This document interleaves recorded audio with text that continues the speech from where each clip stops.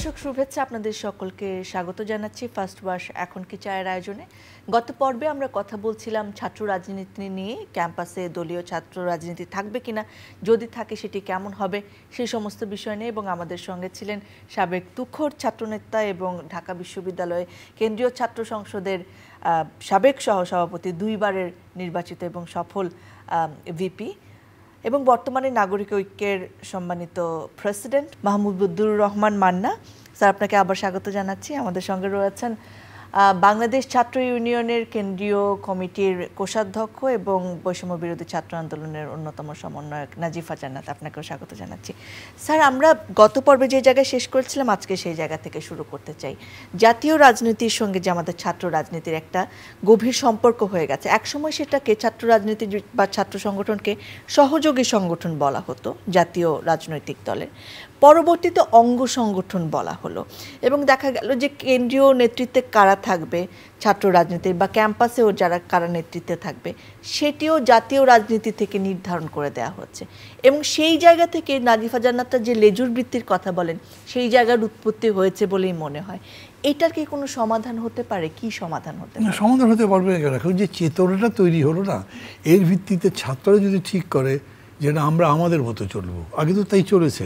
মানে কয়েকটা উদাহরণ দেওয়া যেতে পারে। ধরো খুবই ওই ইতিহাস তৈরি হয়েছে, ভাষা আন্দোলনে পলিটিক্যাল পার্টিগুলো বিলে ছাত্রদেরকে পরামর্শ দিয়েছিল 144 ভাঙবে না, ওরা মানেনি, ভাঙার কারণে ভাষা আন্দোলনটা জিতেছে।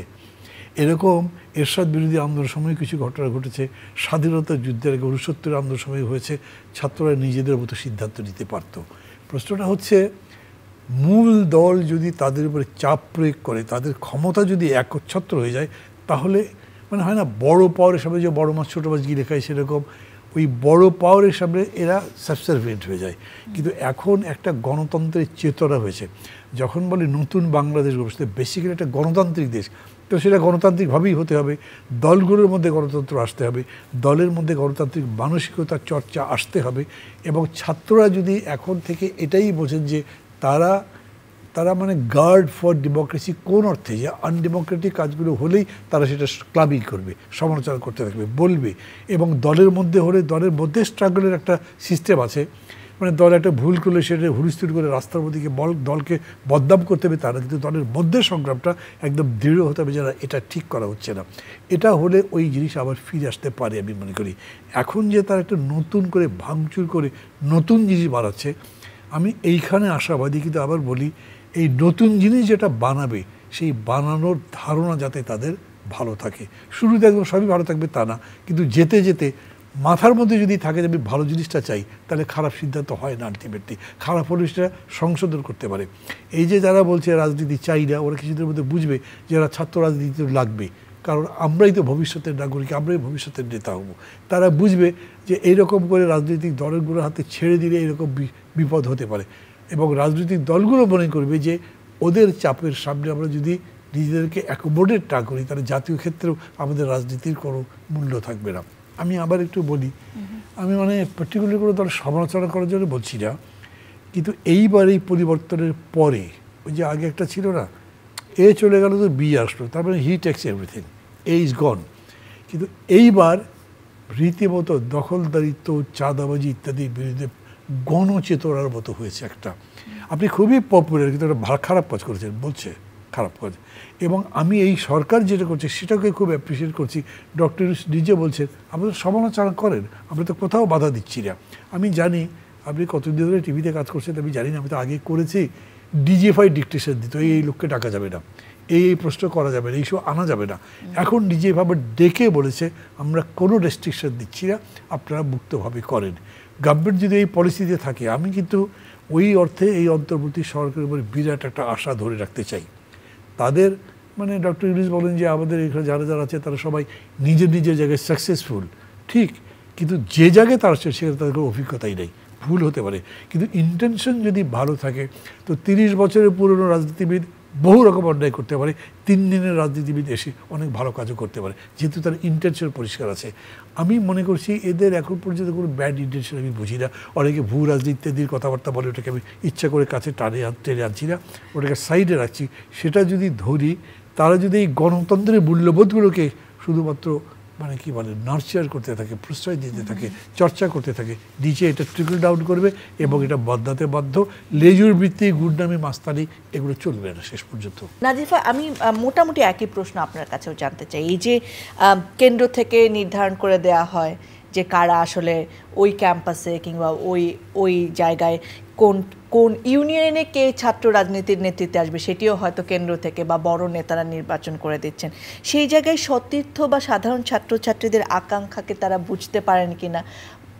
আমার ধারণা আপনার উত্তরটি না হবেন। যদি না হয় তাহলে এটার সমাধান আপনার কি মনে হয় যে ক্যাম্পাসের অভিজ্ঞতা কি বলে, কেমন হলে ভালো হয়? আমি বলবো যে আপনি যেটা বলছিলেন যে উপর থেকে বা তাদের যেই মাদার অর্গানাইজেশন থাকে তারাই হচ্ছে এটা ঠিক করে দেয়, এটার হচ্ছে সব থেকে খারাপ দিকটা আমি মনে করি যারা ছাত্র রাজনীতি করে তাদের লিডারশিপ কোয়ালিটিটা আর গ্রো করে না। তার যে decision making power, policy making power, এগুলো কোনো কিছুই গ্রো করে না, কারণ সে একটা পরনির্ভরশীল হচ্ছে নেতা হিসেবে সে এক্সিস্ট করে এবং তার মধ্যে ওই সেন্সটাই গ্রো করে না যে আমি আসলে, সে যখন দায়িত্ব নেয় না তার উপরে তার কাছে তো ডিসিশন চলে আসে, রেডিমেড ডিসিশন চলে আসে, তাকে কোনো দায়িত্ব নিতে হয় না ওরকমভাবে যে আমি আসলে কিভাবে এখানে ম্যানেজমেন্ট করব। একজন লিডার মানে আমরা ছাত্রনেতা বলি বা একজন রাজনীতিবিদ বলি, কিন্তু আমি বলবো যে একজন রাজনীতিবিদ বা একজন ছাত্রনেতার যে সংজ্ঞায়ন সেটা আসলে অনেক বিস্তৃত। তাকে আসলে একই সাথে অনেকগুলো ভূমিকা পালন করতে হয়, অনেক ধরনের রোল প্লে করতে হয়। তো এরকম যখন হয় যে তার কাছে রেডিমেড ডিসিশন চলে আসছে, তাকে আসলে মাথা খাটাতে হচ্ছে না এবং সে আসলে ওই ধরনের, এবং যখন তার কাছে রেডিমেড ডিসিশনগুলো আসে তখন আসলে সে ওই ধরনের উপরের আপার টায়ারের নেতাদের উপরে ডিপেন্ডেন্ট হয়ে ওঠে তার পাওয়ারটা টিকিয়ে রাখবার জন্য। অ্যাজ এ স্টুডেন্ট লিডার তার আসলে কোয়ালিটি গ্রো করে না, সে একজন কোয়ালিটিফুল নেতা হয়ে ওঠে না। তো আমি বলবো যে এই ক্ষেত্রগুলোতে যেই জাতীয় পলিটিক্যাল পার্টিগুলোই রয়েছে তাদের উচিত যে তাদের যেই ছাত্র সংগঠনগুলো রয়েছে বা তাদের সাথে অ্যাফিলিয়েটেড হোক, আমরা বলছি যে লেজুর ভিত্তিক হোক, এই জায়গাগুলোকে স্বাধীন করে দেওয়া, তাদেরকে স্বাধীন গণসংগঠন হিসেবে এবং স্বাধীন ছাত্রনেতা হিসেবে তাদেরকে গ্রো করতে দেওয়া। এটা না হলে কি হয়, ওই যে ছাত্রনেতা সে তো তার জেনারেশনে যে ছাত্ররা আছে তাদের চিন্তাভাবনা বুঝতে পারছে, কিন্তু যে আসলে আপার টায়ারে রয়েছে জাতীয় রাজনীতি করছে সে তো আসলে ওই রকমভাবে তার আগের জেনারেশনে বা পরের জেনারেশনের ছাত্র নেতাদের সাথে বা এখনকার, আমি বলবো যে যারা ছাত্র নেতা তারা যেরকমভাবে ছাত্রদের ইন্টেনশন বুঝতে পারে, তাদের চাহিদাগুলো কী সেগুলো বুঝতে পারে, একজন যে জাতীয় পর্যায়ে রাজনীতি করছে সে তো আসলে এই জায়গাগুলো ধরতে পারে না। তো আমি বলবো যে এটার সমাধান হতে পারে যেই ছাত্র সংগঠনগুলো রয়েছে তারা এই যে লেজুর ভিত্তিক ছাত্র রাজনীতির যেই চর্চা করা সেই জায়গা থেকে বের হয়ে এসে ছাত্রদেরকে স্বাধীনভাবে যারা ছাত্রনেতা রয়েছে তাদেরকে ডিসিশন মেক করতে দেওয়া। সেটা আসলে আখেরে আমাদের যে জাতীয় রাজনীতিতে পরবর্তীতে তারা যখন যাবে সেটা আসলে ওভারঅল আমাদের দেশের যে প্রেক্ষাপট সেটার জন্য আসলে একটা পজিটিভ ইম্প্যাক্ট নিয়ে আসবে। গত 15 বছরে ক্যাম্পাসে ছাত্র রাজনীতির কি চেহারা আমরা দেখেছি? সরকার বিরোধী ছাত্র সংগঠনগুলো কোনো রকম কর্মকাণ্ড পরিচালনা করতে দেওয়া হতো না তাদেরকে। সরকার দলীয় ছাত্র সংগঠনগুলো নিজেদের মধ্যেও রক্তের হোলি খেলায় মেতে থাকতো। প্রায় বিভিন্ন ছাত্র সংগঠন, এমনকি ছাত্রলীগের 2 গ্রুপের মধ্যেও ক্যাম্পাসের নিয়ন্ত্রণ এবং হল দখলের লড়াই দেখা যেত। সেই লড়াইয়ের নেতাকর্মীদের হাতে দেখা যেত দেশি বিদেশি অস্ত্র। এক একটি সংঘর্ষে আহত ও নিহত হতো অনেক মানুষ। 2010 সালের 1 ফেব্রুয়ারি ঢাকা বিশ্ববিদ্যালয়ের স্যার এফ রহমান হলে ছাত্রলীগের 2 গ্রুপের সংঘর্ষে নিহত হন বিশ্ববিদ্যালয় ছাত্র আবু বকর। 2010 সালে রাজশাহী বিশ্ববিদ্যালয়ের SM হলে শিবির কর্মীদের হাতে খুন হন ছাত্রলীগ কর্মী ফারুক। 2012 সালে জাহাঙ্গীরনগর বিশ্ববিদ্যালয়ে ছাত্রলীগ কর্মীদের হাতে নির্মমভাবে নিহত হন জোবায়ের আহমদ। 2012 সালের 9 ডিসেম্বর জগন্নাথ বিশ্ববিদ্যালয় এলাকা দিয়ে হেঁটে যাওয়ার সময় ছাত্রলীগের একদল নেতাকর্মীর হাতে নৃশংস হত্যার শিকার হন বিশ্বজিৎ দাস। 2013 সালের 19 জানুয়ারি বাংলাদেশ কৃষি বিশ্ববিদ্যালয়ে ছাত্রলীগের 2 গ্রুপের আধিপত্য বিস্তারকে কেন্দ্র করে গোলাগুলিতে নিহত হয় রাব্বি নামে 10 বছরের এক শিশু। 2019 সালে বাংলাদেশ প্রকৌশল বিশ্ববিদ্যালয়ে আবরার ফাহাদকে পিটিয়ে হত্যা করে ছাত্রলীগের নেতাকর্মীরা। স্যার, আমরা 2010 থেকে 2019-এর কয়েকটি ঘটনার ডেটা আপনাদেরকে জানাতে চাইলাম। 1974 সালে আমরা দেখেছি ঢাকা বিশ্ববিদ্যালয়ের হাজী মোহাম্মদ মহসিন হলে ছাত্রলীগের 2 গ্রুপের মধ্যকার রক্তক্ষয়ী সংঘর্ষে ঢাকা বিশ্ববিদ্যালয়ের 7 জন শিক্ষার্থী নির্মমভাবে নিহত হন।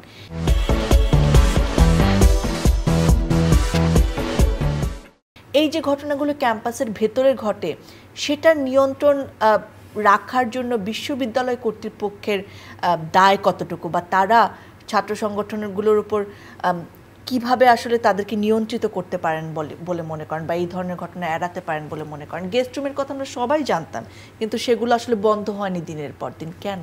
আজকে আমাদের ফার্স্ট অ্যানিভার্সারি। Happy anniversary. ও শিজ। এখন কি হবে? এখন হবে ফার্স্ট ওয়াশের 10 মিনিটস পাওয়ার ওয়াশিং এর ম্যাজিক। ফার্স্ট ওয়াশ ডিটারজেন্ট পাউডারের মাল্টি বুস্টার কাপড়ের যে কোনো দাগ ময়লাকে নিমেষে দূর করে এবং কালার গার্ড কাপড়ের রঙকে রাখে নতুনের মতন। সম্পর্কের রং থাকুক ফার্স্ট ডের মতন নতুন। আর জামা কাপড়ের জন্য ফার্স্ট ওয়াশ তো রয়েছেই, সাদার আরেক নাম ফার্স্ট ওয়াশ ডিটারজেন্ট পাউডার। মানে এখন তো অবস্থাটা পরিবর্তিত হচ্ছে, এখন নতুনভাবে বলতে হবে। কিন্তু আমি যদি যখন যেভাবে হয়েছে সেটা বলি, তখন আমি বলবো বিশ্ববিদ্যালয় কর্তৃপক্ষের কোনো দায় ছিল না, বিশ্ববিদ্যালয় কর্তৃপক্ষের কোনো নিয়ন্ত্রণ ছিল, নিয়ন্ত্রণ থাকা সম্ভব ছিল না। 1974 যে ঘটনাটা ঘটেছে, এটা হয়েছে কি, মানে স্বাধীনতার পরে আওয়ামী লীগ ক্ষমতায়, তাদের সংগঠন ছাত্র সংগঠন ছাত্রলীগ, এবং এই ব্যাপারে সবচেয়ে প্রধান আসামি যাকে করা হয়েছিল শফিউল আলম প্রধান। আমরা কন্টেম্পোরারি ছিলাম, এমনি ফ্রেন্ডশিপ পরিচিত ছিলই, তাছাড়া চট্টগ্রাম জেলে সেই সময় মানে 76-এর দিকে একসাথে ছিলাম অনেক দিন। ওনার সাথে আমি কথা বলেছি, কীরকম হয়েছে, তারা দলের মধ্যে একটা এই রিফর্ম বা সংস্কার যেটা বলি, দুর্নীতিবাজ কারা কারা আছে তার লিস্ট দিয়েছিল। দুটো গ্রুপ হয়েছে। আওয়ামী লীগের একটা বেনিফিশিয়ারি গ্রুপ সবসময় থেকে ক্ষমতায় আসতে পরেই কিছু লোক তীর্থের কী বলে, মানে মানে সিজনাল বডির মতো আসে ওইটা মধু খাওয়ার জন্য, যাদের কোনো অতীতে কোনো ভূমিকাই নাই। এরা যারা কাজ করেছে তারা তাদের বিরোধিতা করে। শফিউল আলম প্রধান সাহেবের এই সংগ্রামটা সেই সময় তাদের দলের মধ্যে খুব পপুলার ছিল, তাদের ছাত্রলীগের মধ্যে। এবং তারপরে এইটাকে কেন্দ্র করে তাদের মধ্যে যে গোলযোগ, একদম সরাসরি কয়েকজনকে গুলি করে মেরে বছরের পাশে ফেলে রেখেছিল। ইউনিভার্সিটি অথরিটি কী করবে? ইউনিভার্সিটি ছাত্র সংগঠনের কোনো কন্ট্রোল রাখে না। ইউনিভার্সিটি অথরিটি যদি তাদের মূল সংগঠন আওয়ামী লীগ বা ধরি যদি ওখানে বিএনপি থাকতো, তাদের কাছে গিয়েও তো তারা কোনো জায়গা পাবে না, তারা পাত্তাই দেবে না, কিচ্ছু করার নেই তাদের।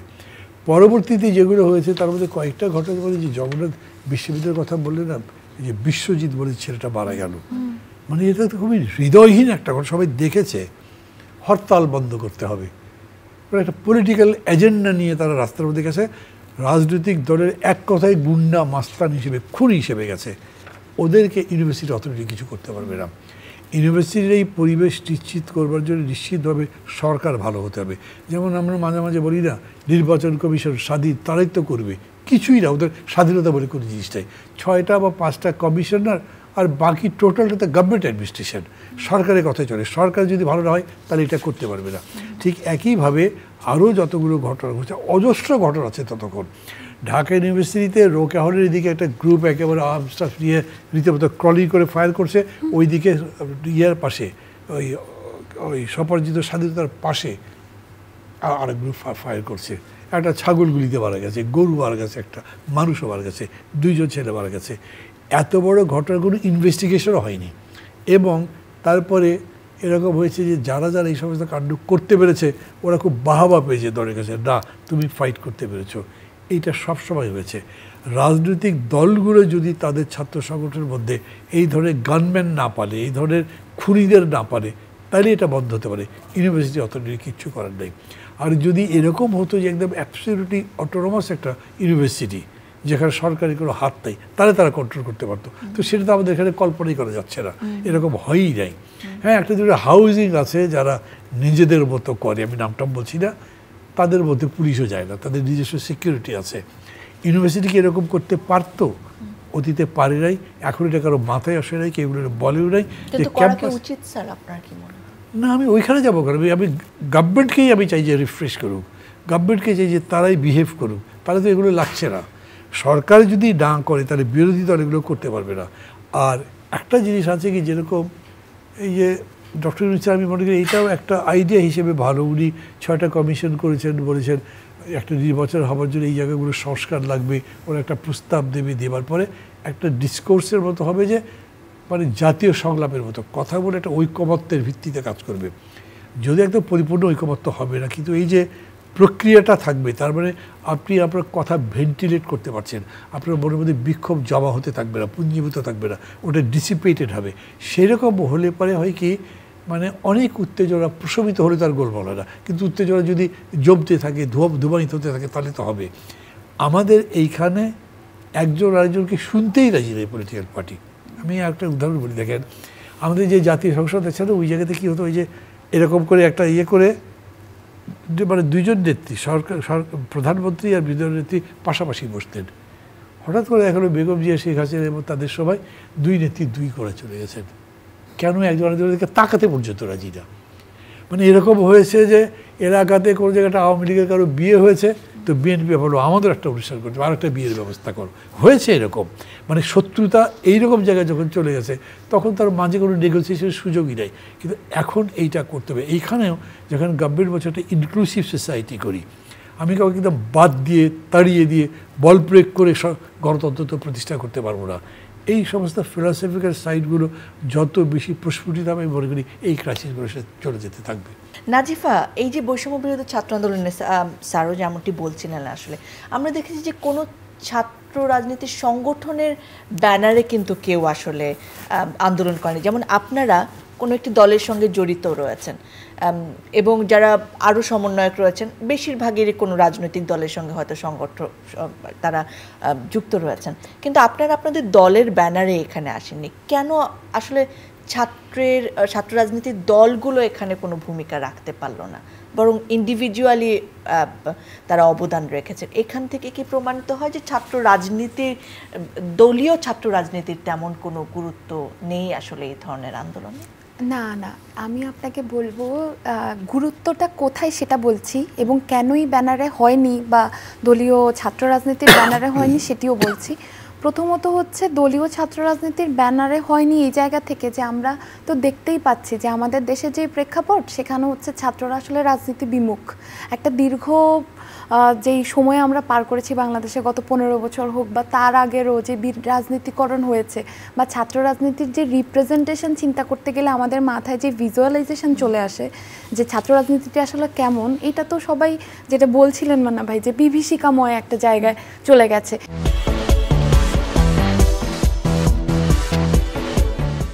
কিন্তু এটার তো অনেকগুলো ভালো দিকও আছে।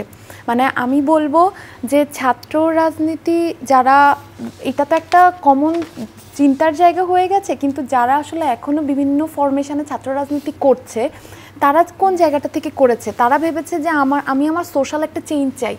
তো সেই সোশ্যাল চেঞ্জ করতে গেলে তো আমি অ্যাক্টিভিস্ট বা ইন্ডিভিজুয়ালি সেটা করতে পারবো না, আমার কোথাও না কোনো একটা ফরমেশনে যেতে হবে এবং কালেকটিভ হতে হবে। সেই কালেকটিভ হওয়ার জায়গাটা হচ্ছে একটা সংগঠন।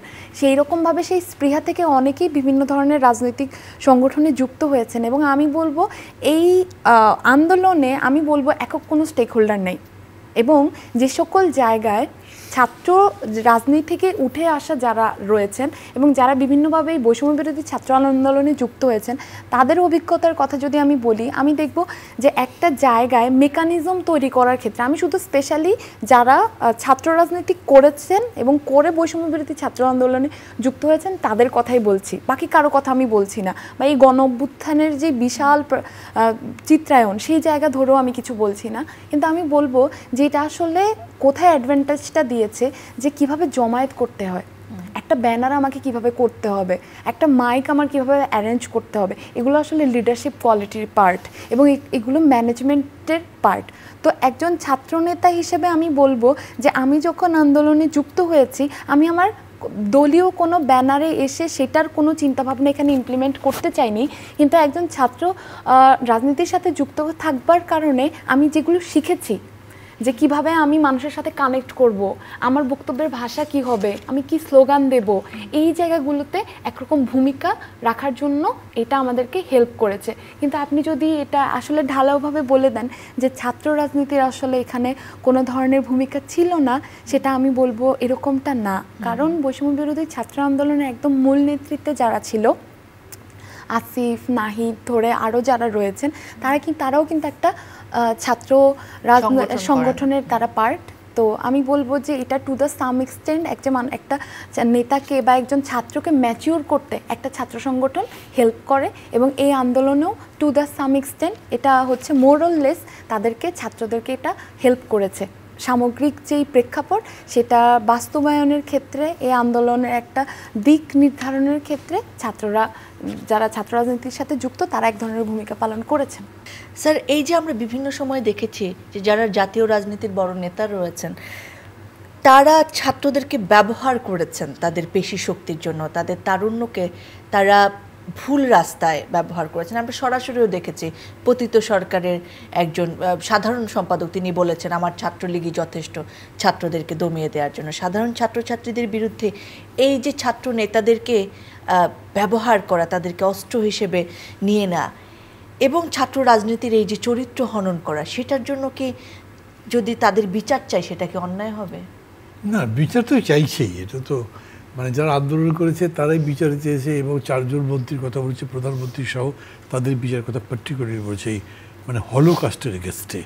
সেটা তো নিশ্চয়ই চাইবে, আমি মনে করি এটা হওয়া উচিত। কিন্তু মানে আপনি যেহেতু সাধারণ সম্পাদক আমেরিকার কথা বললেন, আমি মনে করি কি হি ওয়াজ স্টুপিড ইন সেইং দ্যাট।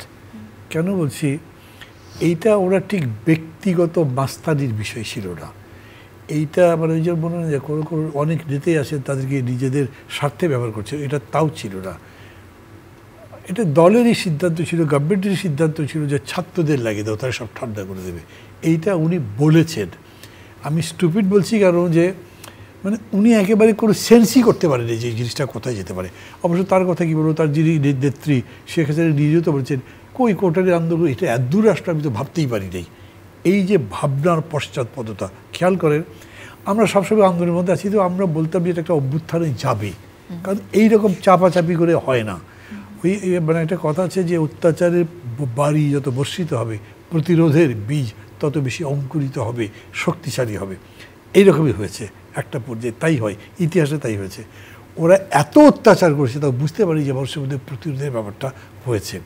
আর ব্যক্তিগত হয় কীরকম, ধরেন যে একজন এমপি একটা এলাকাতে, অথবা যে কোনো এলাকায় একজন এমপির হোক, আওয়ামী লীগের বা ক্ষমতাসীনদের লোক, তার নজর পড়েছে ওই জায়গাটা একটু ডিসপিউট আছে, দখল করবো, ছাত্রলীগকে বা তার দলকে ব্যবহার করলো, বা এই ধরনের আরও আকাঙ্ক্ষা, লালসা, অন্যান্য সব রকম ক্ষেত্রে এদেরকে ব্যবহার করার প্রবণতা আমরা অতীতে দেখেছি। ওইটা একটা। আর আরেকটা হচ্ছে রাজনৈতিকভাবেই আপনি মানে গুন্ডামি করে ক্ষমতায় থাকতে চান। কী করেছে, আপনি তো দখলদার, আসলে আপনি তো ভোটে যেতেন নাই। তো এইটাকে আপনি যদি রাখতে চান যে না ক্ষমতার জায়গায় আমি থাকবো, তার মানে এগুলো সবসময় পালতেই থাকবেন। একটা বাহিনী পুলিশই তো একটা মানে বলতো না ওটা তো পুলিশ লিগ, বাস্তবতা তো তাই হয়েছিল। এবং এখনও দেখেন ওই পুলিশ কনফিডেন্সই পাচ্ছে না যে আবার জনগণের কাছে যাবে। থানার পুলিশ কোথাও তদন্তে যায় না, ট্রাফিক পুলিশ কোনো একটা ল ভায়োলেট করে তাকে বলছে এই তুমি এটা করছো কেন, সে ভয় পাচ্ছে। এত অন্যায় করেছে, তার এগেস্টে মানুষের ক্ষোভটা দেখেছে, এখন মনে করে যে এইরকম কাজ করা যাবে না। আমি মনে করি এই যে ক্ষমতাকে অপব্যবহার করে এটা মানুষের মধ্যে একটা প্রবণতাও আছে। ক্ষমতা ভালোবাসে কিন্তু সবাই, এবং ক্ষমতা এক্সারসাইজ করতে খুব ভালোবাসে। যখন আপনি একটা সোশ্যাল কন্ট্রাক্টে আসেন, একটা রাষ্ট্র মানে, তখন আপনি অ্যাগ্রি করেন যে আমি অ্যাগ্রিগেট ইন্টারেস্টে আবার ইন্ডিভিজুয়াল ইন্টারেস্ট ছেড়ে দেবো, তার হলে তো রাষ্ট্র হতো না, কোনো সংগঠনই হতো না। কিন্তু রাষ্ট্র যখন ইন্ডিভিজুয়ালের লিবার্টি হরণ করে ফেলছে একদম বাই কনস্টিটিউশন বা ধরেন বাই লজ, তখন তো উপায়হীন অবস্থায় এটাই হতে পারে। এখন বিষয়টা ভিন্ন, এখন আমি মনে করি সব কিছুই পরিবর্তন করা সম্ভব। স্যার, আজকের আয়োজনের শেষ প্রশ্ন আপনাদের দুজনের কাছে একই প্রশ্ন থাকবে, এখন কি চায়ের উত্তর, অর্থাৎ ছাত্র রাজনীতি কেমন চাই। বরং নাজিফার কাছে এই উত্তরটা আগে শুনি। নাজিফা, কেমন ছাত্র রাজনীতি চান, ক্যাম্পাসে কিংবা ক্যাম্পাসের বাইরে? সময় বদলে যায়, কিন্তু সৌন্দর্যের সংজ্ঞা বদলায় না। রূপ বদলে যায়, কিন্তু আভিজাত্যের মানে একই থেকে যায়। ঐতিহ্য যখন আপন করে নেয় আধুনিকতাকে, তখন সৌন্দর্য ঠিকই খুঁজে নেয় স্যান্ডেলিনাকে। স্মরণের ছয় তোমার উপমায় বদলে দিলে যে আমার। স্যান্ডেলিনা সো, রূপচর্চায় আভিজাত্য। আমি বলবো যে ছাত্র রাজনীতি অবশ্যই এই দুটো আমাদের 9 দফার যে দাবি ছিল যে সন্ত্রাস সন্ত্রাসী এবং লেজুর ভিত্তিক সন্ত্রাস এবং লেজুর বিহীন যে ছাত্র রাজনীতি সেইটা আমরা দেখতে চাই এবং সুস্থ ধারার ছাত্র রাজনীতি বলতে আমরা যেটা বলি সেটা হচ্ছে যে এরা যারা ছাত্র নেতা হবেন তাদের আসলে প্রায়োরিটির জায়গা থাকবে ক্যাম্পাসে ছাত্রদের কি সমস্যা রয়েছে সেগুলো ফাইন্ড আউট করে সেগুলো সমাধান করা এবং একই সাথে আমাদের জাতীয় রাজনীতির ক্ষেত্রে কোন কোন সমস্যাগুলো রয়েছে সেগুলো আসলে একটা আমি বলবো গাইডলাইন দেওয়ার থেকে সেখানে সে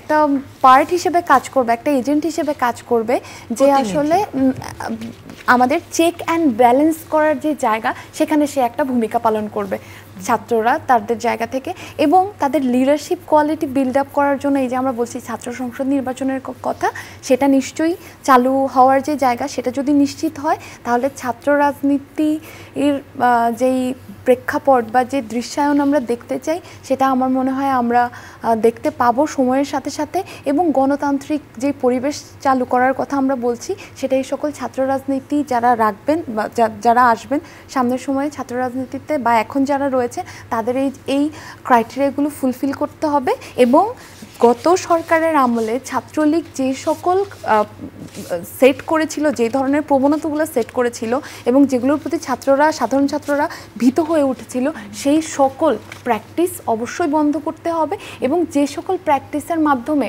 ছাত্ররা আবার রাজনীতির প্রতি আগ্রহী হয়ে উঠবেন এবং তারা ভাববেন যে না আমার দেশের রাজনীতি জাতীয় রাজনীতি বা সামগ্রিক রাজনীতিকে যদি সুস্থ ধারায় আমরা ফিরিয়ে আনতে চাই তাহলে আমাদের ভূমিকা কি হবে সেটার হাতে খড়ি আসলে আমরা এই ছাত্র রাজনীতি থেকেই আমরা শিখতে চাই। সেই রকম যদি উদাহরণ আমরা সেট করতে পারি তাহলে আমার মনে হয় ছাত্র রাজনীতির প্রতি এই যে বিমুখতা সেটা থেকে বের হয়ে এসে ছাত্ররা নিজের ইচ্ছাতেই এবং নিজের চিন্তাভাবনার জায়গা থেকে সে আগ্রহী হয়ে কোনো ভয়ভীতির প্রতি ভয়ভীতি না পেয়ে সে শুধুমাত্র তার আগ্রহের জায়গা থেকে এবং দেশের যেই তার